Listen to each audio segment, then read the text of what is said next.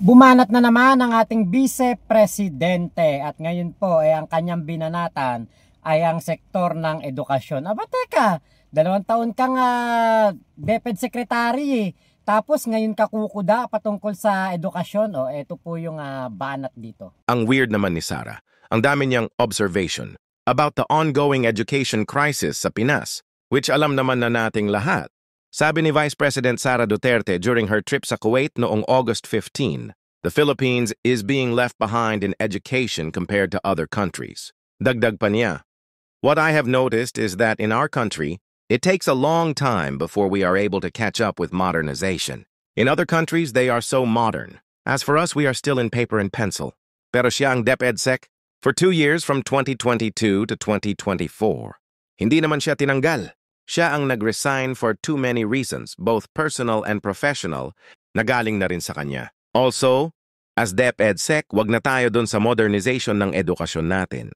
Sa pinaka-basic na lang tulad ng pagpapatayo ng classrooms, ang accomplishment report niya showed completing only 192 classrooms out of 6,379 na target. Isinisi niya ito sa DPWH dahil ang DPWH naman daw ang tagagawa ng classrooms. But during the Senate Education Committee, hearing last week na pinamunuan ni Senador Bam Aquino na ipakita na pwedeng ma-fast track ang construction ng classrooms ng mas mabilis at higit, kalahati lang ng halaga sa usual na ginagastos ng DPWH kung makipag-partner sa mga NGOs at private sector. Instead of looking for creative and viable solutions, nag-quit na lang si Sara since the education crisis is too much for her to handle. In short, kung gusto may paraan, kung ayaw, laging may dahilan. Huwag na nating pag-usapan yung alleged distribution ng monthly cash envelopes worth 50,000 sa mga USEC. How about yung findings ng COA sa operational failures ng school-based feeding program? Kung saan nabulok at inamaglang ang mga pagkain na para sana sa mga public school students worth 5.6 billion. Dagdag mo na rin yung alleged misuse ng confidential and secret funds worth T150 million na ayon sa findings ng COA at hearing sa House, ay hindi naman nagamit para sa educational services. So alam na natin na may educational crisis ang Pinas. Madam Vice, ang problema lang, you quit on your role as DepEd Sec when you could have done anything about it. Tapos, ang dami mo pang iniwan na kalat. So it doesn't make sense na magkukuda ka about the state of education sa Pinas. Dahil to be candid about it, hindi ka na nga nakatulong, dumagdag ka pa sa problema.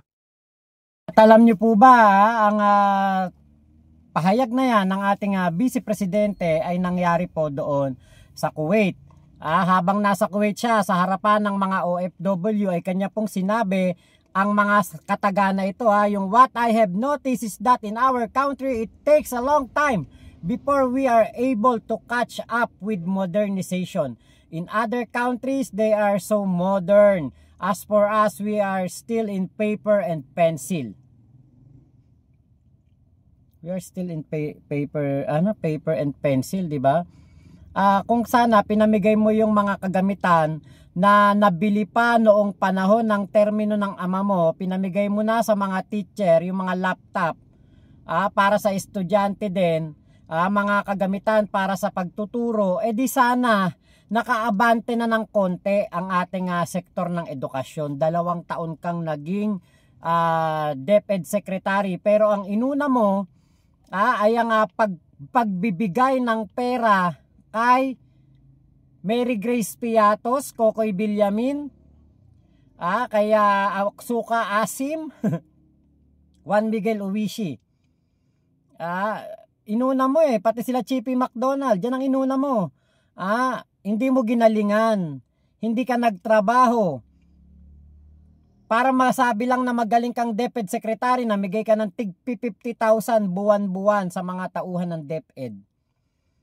Sabi pa niya, in other countries, their children are already learning about robotics and coding. At age 3 and 4, they already know how to read.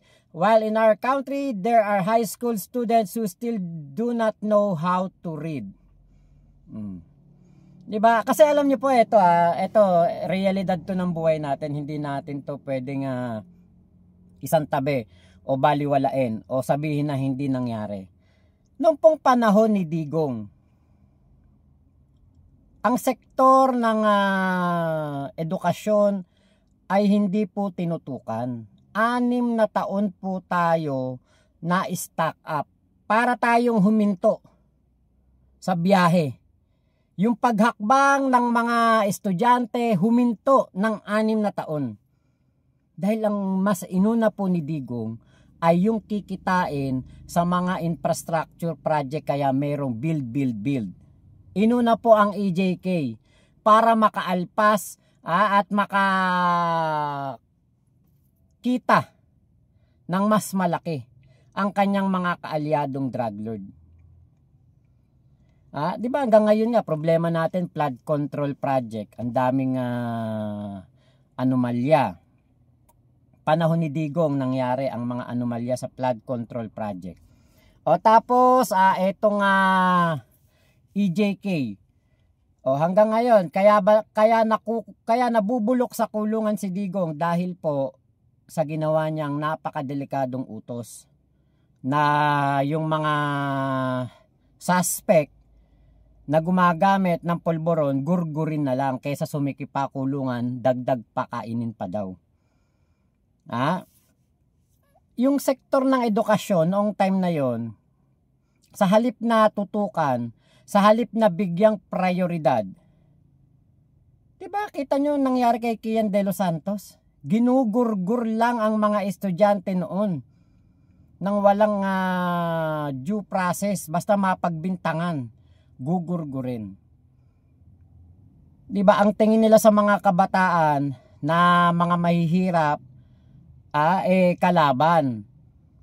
Pero yung mga anak ng mga big time user, big time drug lord, ang tingin nila dyan, malaking prospect sa kanilang pagbebenta ng pinagbabawal na pulburon. Ngayon, meron namang ginawa si Digong.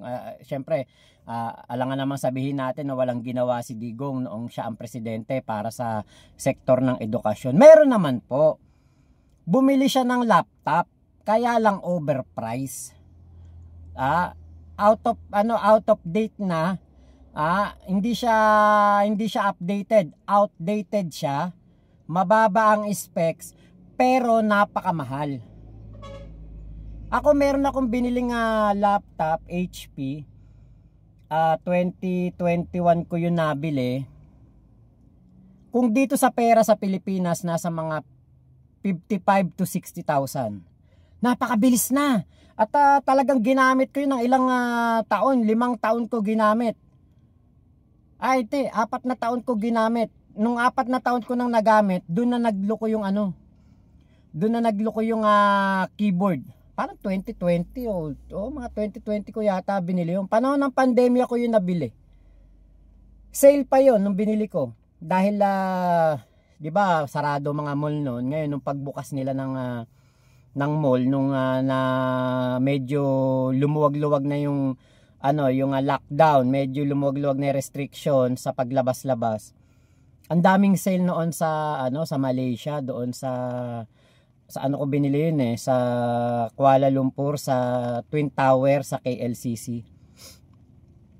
Ngayon nung binili ko yon, sale pa. Tapos maganda yung specs niya. Kaya sale kasi 'di ba ilang buwan yatang sarado mga mall noon, parang 3 buwan, 6 na buwan. Kaya pagbukas ng mall, ang daming sale, 70% off mga sapatos, damit, appliances, ang daming sale. Kaya nakabili ko noon ng TV, component, microwave, puro mga sale. Ngayon yung laptop na nabili ko, sale din yun. Tapos maganda ang specs niya. Tapos nung nasira lang yun nito lang, ang nasira lang doon yung keyboard. Hindi na siya mapindot yung kasi 'di ba ang lagi nating gamit diyan yung QWERTY, ASDF yan. Ang nasira doon yung letter kung daw nagkakamali F or letter S. Hindi na siya mapindot. Saka yung letter B as in boy. Nasira na, hindi na siya mapindot. Kaya ginagamit ko doon yung generic na generic na keyboard. Yung ganun lang na laptop po, ang bilis na, ang tuli na, 55 to 60,000 yung convert ng sa pera ng Pilipinas. Kasi Malaysian ringgit ang gamit ko nung binili ko yun Ngayon, nung nabalitaan ko, yung tungkol po doon sa DepEd, na bumili sila ng laptop, pero overpriced, outdated. Kaya itong mga laptop, naku po, binenta pa. Yung iba, inipit doon sa warehouse. Nung si Sara na ang vice-presidente at siya ang DepEd secretary. Ngayon po, yung iba, inipit pa sa warehouse. Imagine niyo po yun, laptop para sa ating mga mag-aaral, sa mga eskwelahan, sa mga teacher, abay ibinenta po. Heto, balita ng Rappler to Laptops intended for public school teachers end up in retail stores due to negligence and apparent corruption at the Department of Education under the Duterte administration.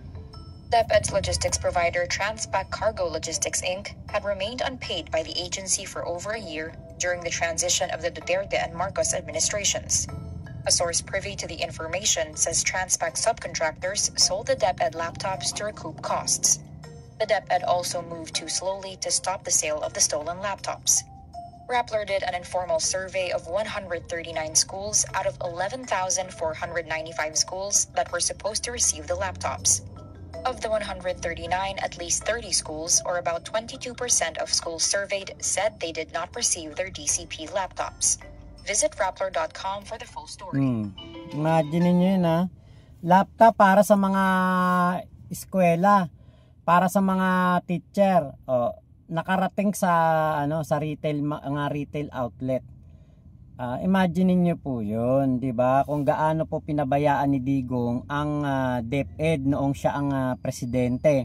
Tapos ngayon yung anak, ang kapal ng mukha na magreklamo dahil ang sinasabi niya late na late daw tayo, atras na atras daw ang ating sektor ng edukasyon. Pencil and paper pa rin daw. Di ba? Kung inayos ng ama mo ang pamamahala noong siya ang presidente, tapos hindi niya pinabayaan ang sektor ng edukasyon, di sana kahit papaano, di ba, nakakasabay tayo sa mga estudyante sa ibang bansa. Di ba nga nung panahon ni Digong, lagapak na lagapak tayo sa mga estudyante na mga sa reading comprehension o reading apprehension ba yun, talong-talo tayo ng iba't ibang bansa. Kulela tayo. Nung si Sara na naging DepEd secretary, ganun pa rin, kulelat pa rin tayo. Tapos, biruin nyo, 6 na taon napabayaan ng DepEd. Tapos, 2 taon sa pamamahala ni Sara, palpak na naman. Ang inuna ay korupsyon. Ang inuna ay ang pagkakaroon ng intelligence at confidential funds. Ano na nangyari? Lagapak talaga ang sektor ng edukasyon. Buti na lang talaga, natanggal siya, napalitan siya ni Senator Sani Angara na ngayon, siya ang nakabuking ng mga korupsyon at siya ang nakabuking ng mga hindi na trabaho ni Sara. Katulad niyan, sa mga classroom lang, talong-talo ng Pilipinas. Bakit? Biruin nyo, isang classroom lang, 3 taon ginagawa. Ganun po katindi ang korupsyon sa DepEd. Ginawa lang palabigasan ng mga Duterte ang DepEd. Kaya ngayon, ang kapal ng mukha ni Sara na magsalita ng mga ganyan dahil nga po, saan ka ba naman nakakita ng ating dating DepEd secretary magsasalita ng ganyan? Biruin nyo, flood control program, sinita niya.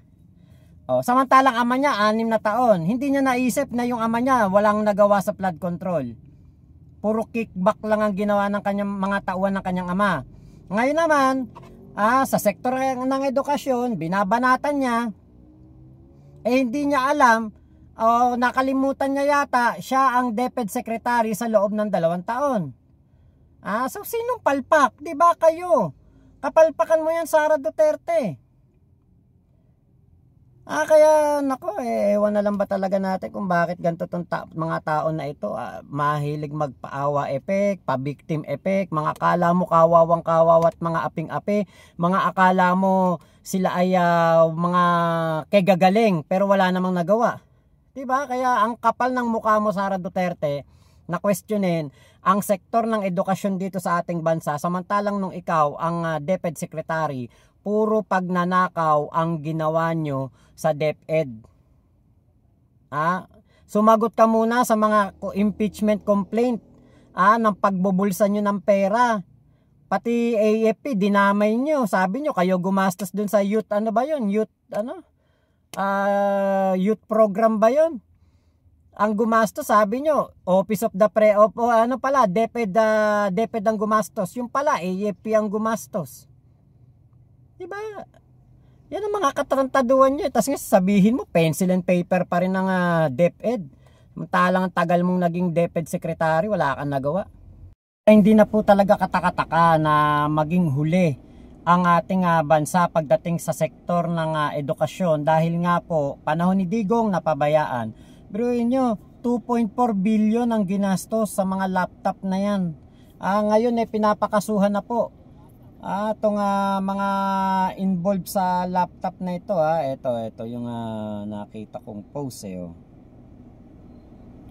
Ombudsman orders filing of case versus former DepEd DBM officials. The Office of the Ombudsman has ordered the filing of a graft case against former Department of Education Secretary Leonor Briones. Pati yung procurement service ng DBM, yung head noon na si Lloyd Christopher Lau. Tapos ito kaya po yan pinapakasuhan ay dahil daw po doon sa allegation of procurement of overpriced laptop amounting to 2.4 billion pesos back in 2021. Imagine niyo po yung ganyang gastos sa laptop na hindi naman napakinabangan ng ating mga kababayan. Diba? Tapos magsasalita yung DepEd Secretary natin ng 2 taon na pencil and paper pa rin daw tayo. Diba? Samantalang sila ang may katarantaduhan dyan. Kita nyo, nung naging DepEd Secretary si Senator Sani Angara, hindi kailangan ng confidential at intelligence fund ng DepEd. Diba? Puro kayo katarantaduhan. Ikaw, Sara, puro ka katarantaduhan. Kaya ka nakasasampahan ng impeachment complaint. So yun lamang po. Maraming salamat sa pagsama nyo dito sa aking vlog na ito. Ingat po kayo. Nasaan mang panig kayo ng mundo. Momo chup chup. Love you. God bless us all. Pilipinas. God first. Salamat po.